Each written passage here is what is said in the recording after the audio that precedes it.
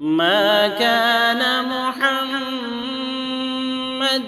أبا أحد من رجالكم. بسم اللہ الرحمن الرحیم. السلام علیکم ورحمۃ اللہ. علامہ اقبال اوپن یونیورسٹی کے اسٹوڈیو سے میں ہوں doctor Ahsan Mahmood, department of Hadith and Hadith sciences سے. عزیز طلباء و طالبات، ہم تاریخ حدیث کے بارے میں پڑھ رہے ہیں اور اس سے پہلے ہم نے چند محدثین کا تعارف اور ان کی خدمات کا تذکرہ کیا جن کا تعلق چوتھی صدی ہجری سے تھا. آج ہم انشاءاللہ 5ویں اور 6ٹھی صدی ہجری کے چند علماء اور محدثین کا ذکر کریں گے جنہوں نے حدیث کی تدوین، حدیث کی حفاظت اور حدیث کی اشاعت میں اہم خدمات سر انجام دیں. ان میں امام بہقی رحمہ اللہ، امام خطیب بغدادی رحمہ اللہ، حافظ ابن عبد البر اور اسی طرح ابن عساکر رحمہ اللہ جیسے جلیل القدر محدثین کا مختصر تعارف پیش کیا جائے گا. امام بہقی رحمہ اللہ اس سلسلے کے اول محدث ہیں جن کا ذکر ہم یہاں پر کریں گے. ان کا نام احمد اور کنیت ابو بکر ہے. بہق کے علاقہ جو خراسان میں موجود تھا وہاں سے تعلق کی وجہ سے بہقی کے لقب سے معروف ہوئے. آپ اپنے دور کے حافظ حدیث، اپنے عہد کے امام اور خراسان کے شیخ تھے اور کثیر تعداد میں محدثین سے استفادہ کرنے والے اور اپنی تصانیف کی وجہ سے بہت ہی معروف ہیں. ان کی تصانیف میں جو سب سے زیادہ جس تصنیف کو قبولیت حاصل ہوئی وہ سنن کبریٰ ہے اور شعب الایمان ہے.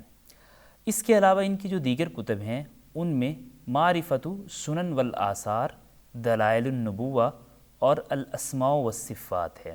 امام بہقی رحمہ اللہ عمر کے آخری حصے میں بہق سے نیشا پور آ گئے اور وہاں پر درس حدیث دیا اور 10 جمادی الاولیٰ 458 ہجری کو وہیں پر وفات پائی. ان کے بعد جن جلیل القدر محدثین کا ذکر کریں گے ان میں خطیب بغدادی رحمہ اللہ ہیں. خطیب بغدادی رحمہ اللہ کا نام احمد اور کنیت ابو بکر ہے. آپ 351 ہجری میں پیدا ہوئے. بچپن ہی سے علم کی طرف راغب ہوئے اور علماء کی مجالس میں جانا شروع کیا. حدیث کے لیے کوفہ، بصرہ، شام، دمشق، نیشا پور اور قدس کے اسفار کیے.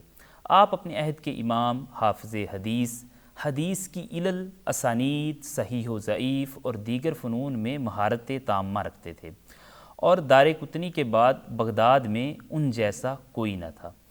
امام خطیب بغدادی رحمہ اللہ کی تصانیف کی تعداد تقریباً 100 سے زائد ہے جس میں تاریخ بغداد، الکفایہ فی علم الروایہ اور الجامع لآداب الراوی والسامع کو خاص اہمیت حاصل ہے. اسی طرح ان کی دیگر کچھ کتابیں جن کا تعلق علوم الحدیث سے ہے جیسے الرحلۃ فی طلب الحدیث، نصیحۃ اہل الحدیث اور اسی طرح شرف اصحاب الحدیث جس میں انہوں نے محدثین اور اہل الحدیث کے فضائل کو بیان کیا ہے.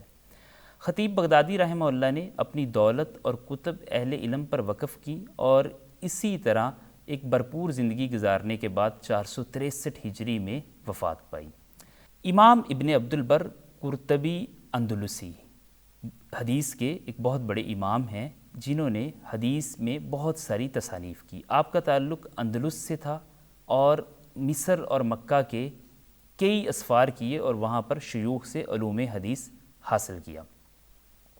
آپ اپنے عہد کے امام اور حافظ حدیث تھے. تفسیر، علوم حدیث اور رجال میں کامل مہارت رکھتے تھے اور اہل مغرب میں یعنی اندلس میں آپ جیسا کوئی نہیں تھا. آپ کی تصانیف میں التمہید بہت معروف کتاب ہے جو انہوں نے امام مالک رحمہ اللہ کی موطا کے معانی اور اسانید پر لکھی. التمہید لما فی الموطا من المعانی والاسانید. اسی طرح الاستذکار ہے، الکافی ہے، اسی طرح جامع بیان العلم و فضلہ اور الاستیعاب فی معرفت الاصحاب یہ ان کی معروف کتابوں میں سے ہیں. اسی طرح ایک اور محدث جو 5ویں اور 6ٹھی صدی ہجری میں آئے اور ان کا تعلق 5ویں صدی ہجری میں ان کی پیدائش ہے وہ ابن معقولہ ہے. ان کا پورا نام علی بن ہبۃ اللہ بن علی بن جعفر بغدادی ہے. ابتدا ہی کی طرف سے علم کی طرف راغب ہوئے اور ساری زندگی علم حدیث کے لیے وقف کر دی. آپ کی اہم تصانیف میں الاکمال ہے اور اسی طرح مستمر الاوہام ہے۔ آپ نہایت دانشمند، ماہر نحوی، شاعر اور فصیح لکھاری تھے۔ ابن مقولہ رحمہ اللہ 482 ہجری میں سفر کے دوران شہید ہوئے۔ اسی طرح ہم محدثین کا ذکر کر رہے ہیں 5ویں صدی ہجری کے ایک بہت بڑے محدث امام حمیدی اندلسی اور بغدادی رحمہ اللہ ہے۔ آپ پاک دامن، متقی، ثقہ اور علم و عمل میں پیش تھے۔ ان کی مشہور کتابیں الجمع بین الصحیحین اور اسی طرح تاریخ اندلس اور الذهب المسبوق فی واض الملوک ہیں۔ آپ 488 ہجری میں وفات پائی اور حدیث میں ان کی خدمات بہت عام ہیں۔ آپ کی مشہور کتابیں الجمع بین الصحیحین، تاریخ اندلس، الذهب المسبوق فی واض الملوک ہیں، اور 488 ہجری میں امام حمیدی رحمہ اللہ نے علم حدیث کی خدمت کرتے ہوئے وفات پائی۔ اسی طرح ایک اور محدث جن کا ہم یہاں پر ذکر کریں گے ابو سعد السمعانی رحمہ اللہ ہیں، جن کا لقب تاج الاسلام ہے اور ان کی نسبت سمعان سے ہے۔ آپ 506 ہجری میں پیدا ہوئے اور قرآن حفظ بچپن میں ہی کر لیا اور فقہ کی تعلیم حاصل کی۔ علمی اسفار کے لیے دور دراز کے ممالک کا قصد کیا، جن میں بغداد، کوفہ، دمشق اور بخارا ہیں۔ ان کی جو مشہور کتابیں ہیں ان میں المعجم جو کئی ایک جلدوں پر مشتمل ہے، اور اسی طرح التخییر، ان کی یہ دو معروف کتابیں ہیں، المعجم اور التخییر۔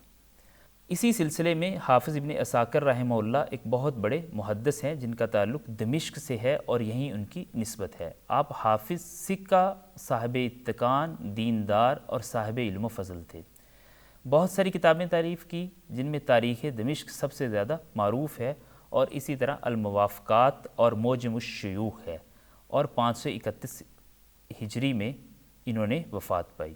امام سہیلی رحمہ اللہ کا نام ابو القاسم، کنیت اور پورا نام ابو القاسم عبد الرحمن بن عبداللہ بن احمد ہے۔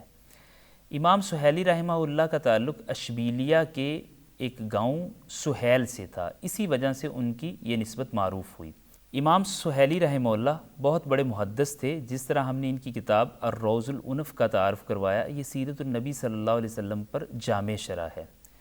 آپ منصب قضاء پر فائز رہے اور کامیاب قاضی کے طور پر جانے گئے۔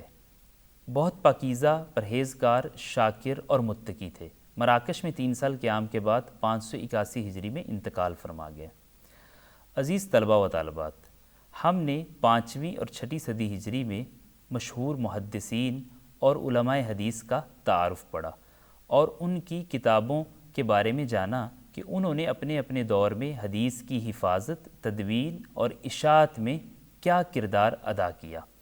انشاءاللہ ہم اگلی ایپیسوڈ میں ان کے بعد میں آنے والے علماء حدیث اور محدثین کا تعارف پڑھیں گے کہ انہوں نے حدیث کی حفاظت اور اشاعت میں کس قدر جانفشانی سے کام کیا، اور یہ حدیث کا یہ جو مبارک متن ہے ہم تک پہنچا۔ تب تک کے لیے اللہ حافظ۔